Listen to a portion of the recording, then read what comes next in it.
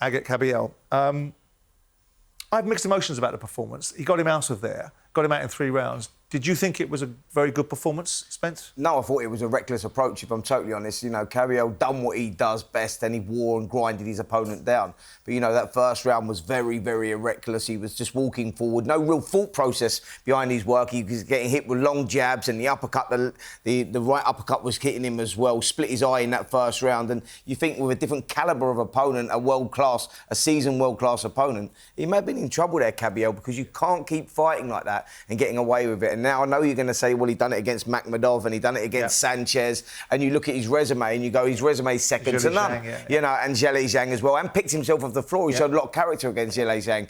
But you go, on this performance, I go, yeah, it could have been a bit of the crowd and the homecoming and, you know, maybe losing your way a little bit, losing your focus. You can't afford to do that. And, you know, he got the job done, like I say. He done it in good fashion. He broke his opponent down. By the way, controversial stoppage, I thought. I thought it was a little bit too early, but the writing was on the wall, and that, you know, he was going to win the fight. But not a vintage performance from Kabayel. He's going to have to box better than that if he goes in against the top 2 heavyweights for sure. Jump in, Paul. You got something? Yeah, I agree with what Spencer's saying, and the crowd had a massive effect on both Kabayel's performance and the stoppage. I think. And I'm not just defending him because he's a Scouse referee. He's a good referee. He's usually on the ball. That crowd, that atmosphere. You've seen George Warren after this saying, I've never experienced an atmosphere like that in my life. That to me looked like someone who was, I'm going to get you anyway. And he just didn't have much regard for what was coming back to him, which he should, by the way, because a better opponent, there will be a stern assess. But I felt like it was just someone not really caring about what was coming towards him, knowing he was going to get the stoppage, and just bludgeoned his way forward to the stoppage. How do you see Kabayel? I mean, he was on a show with me earlier today. He talked specifically and explicitly about wanting to fight Daniel Dubois. Interestingly, Joe Gallagher texted me and said, didn't mention Lawrence Okoli, did he? We'll deal with him all day. Well, how good do you think Kabayel is? I mean, the noise about him is that obviously beat Makhmudov, beat Frank Sanchez, and you weren't very impressed with Frank Sanchez anyway, were you, back in the day when we were talking about Sanchez as a contender? Sanchez is one of those guys that's super, super talented. Because of these super, super talented, he misses that ingredient of hard work. You know, I think that's the reason why he hasn't got where he's got to. So all of these are impressive wins, right? So when you're looking at Kabayel, what's your view on him? Stylistically, against any of the Brits that we've just mentioned, from Okoli to Daniel Dubois to Tony Yoka, whom I train, I think they will all beat him. Are you throwing Tony Yoka in the mix here? Most definitely. Yeah. Would relish that fight. Was that a fight you would take next with Kabayel? Most definitely. Most definitely. You bumped into your mate Roy Jones the other day, didn't you? Yeah. Who was comparing Fabio to George Foreman? Yeah, he said that, like, the characteristics were like George Foreman. He said he's just like raw. He takes the fight. You know, he said he's got a lot of similarities to George Foreman, as in, you know, he fights with his heart on his sleeve. He can whack, and he's got that rare ingredient of, like, never losing faith, never losing heart. You know, never feeling sorry for yourself. And we all go through that in fights, especially when they get tough and it's not going your way. You know, to keep that faith when you're in these situations is not easy, but Fabio has that quality, and I think that Roy recognised that. What are your thoughts on Fabio? I mean, you kind of, without wanting to put, good luck with Daniel Dubois for Fabio Wardley. So where does that lead the conclusion? Styles, in the sense that... Would you have picked Fabio to beat Joe Parker? I did. Did you? Publicly, on your network, yeah. Oh, chapeau you, well done. On your, and I said it was going to be a stoppage. I didn't, yeah. Because Parker said he's going to walk through him. I said, I don't think so. You're going to fall right into Fabio's style of fighting. Yeah, it's on your show with Gareth Davis. How do you see Fabio versus Oleksandr Usyk? Interesting. Really? It's not a foregone conclusion, no. Styles, desire, really, punch power. Okay, and it's but ability to execute. I mean, there's one thing. Yeah, he punch will. Power, one thing, landing Fabio, he will let his hands go. Yeah. And look at who's giving.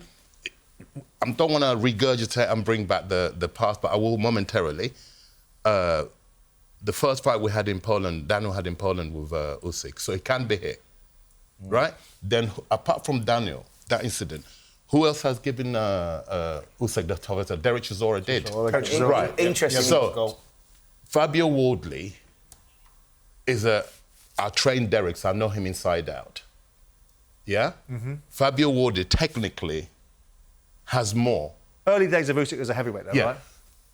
And Usyk is not young anymore. I'm not right anymore. He's proved so far. He's beat everybody in good style. Now, I wouldn't bet against Fabio if he was to get the fight, land the fight with Usyk. And Joseph Parker said that Fabio Wardley actually was the hardest hitting heavyweight that he's been in with. Yeah. You know, so you have to give him that opportunity, that chance, because that kid will keep fighting, even if he's 11 rounds behind and with the bell's ringing for round number 12, he's still dangerous, and I think he's proven that. This is the thing, we talk nowadays about legacy and Mayweather retiring with that 0 and they all being so important. If I'm Usyk, if I'm advising or guiding Usyk, I'm done.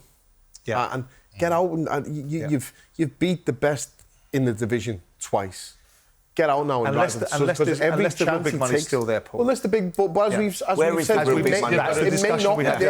it may not be, and if it's not, for me, that's a perfect opportunity to just wipe your hands. You've absolutely smashed boxing. Simon, what would be the biggest money fight for Oleksandr Usyk right now, would you say? Commercially, what is the biggest sell? Good question. Probably Tyson. Because Fury brings a crowd. Correct. But there's the answer.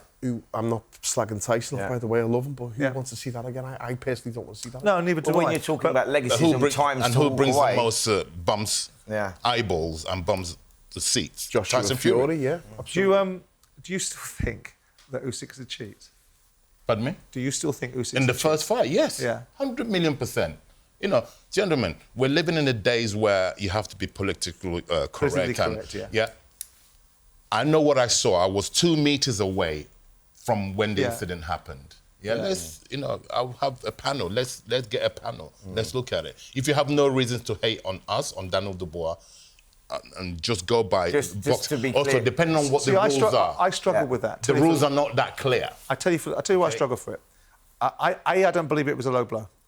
Right, so you didn't. So I totally do. No, I don't believe it was a low blow. I believe Daniel. Do. I believe it was a legitimate punch. This is the fascinating thing. I think it's a low blow. Just let me push this chair back a sec. I didn't think it was a low blow on the night, and I had people who I respect massively in boxing. Carl Frampton, etc., yourselves, all saying it was. Oh, massively. And I'm looking, I'm thinking, oh, hang on. I was there, mate, at ringside. I was watching it. So was I. I was watching, but I was there. And I thought it was a body shot that just come up on the band. That sort of clarified it to me when I watched it back, because what I saw was like, it weren't borderline, it was low. It was low, man. Like I can't even see what the debate's about with that. See, the twofold part of my answer was, insofar as I'm relevant in this conversation with fighters, A, I didn't think it was a low blow, but B, I can't get past the man Usyk and what he does and the way he conducts himself and the decency and the integrity and the nobility of him to suggest that there's a cheat moniker to be attached to him. That's the part I struggle with. Only for that moment. Yeah. Only for that moment. We're all human beings here. Only for that moment. But hold on. Do you label that as cheating, though? Like, what I'm saying is... He was buying time. I was screenshotting. This is what I'm saying. For me, it was 100% low, but I was screenshotting photographs of where Usyk's belly button was. So was Frank. I was trying to put them on, saying there's before the fight, there's during the fight, and Usyk does not wear his shorts high. If anything, Dubois' shorts were high. So if it was on the waistband for Dubois, I'd be okay with it. But anywhere that touches the waistband on Usyk, because it was below the belt line, is a foul. And the ref does say it before the fight, he is good. He didn't. But he didn't in that one. Exactly, that's what I'm saying. So before every fight, the referee will say, he is good, he is good. And sometimes it's a bit too much, like just get on with the fight. But the rules are always stated before the fight. A fighter that wears the shorts high, the waistband's good. Usyk's are always low. They're never above the waist. Mate, it was Ukrainian independence. It looked high to me. It looked high to me, Paul, on that. We're not going to agree. This is what I'm saying. That's why I said I disagree with so many people, and I agree with a lot of people. No, I understand.